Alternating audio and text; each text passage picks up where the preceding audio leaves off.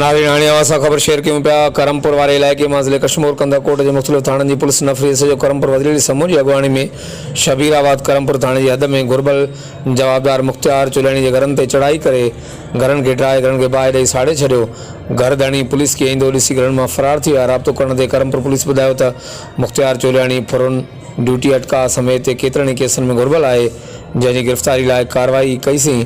Police ॿुधायो त घुरबल जवाबदार पुलिस के ॾिसी फरार थी वञण में कामयाब थी विया। असां ठिकाणनि खे ड्राए बाहि ॾेई साड़े छॾियो आहे। आख़िर में पुलिस जो चवणो हो त घुरबल जवाबदारनि जी गिरफ़्तारी ताईं कार्रवाइनि जो सिलसिलो जारी रहंदो। हर वक़्तु आगाहनि लाइ ॾिसंदा रहो JTN वेब न्यूज़।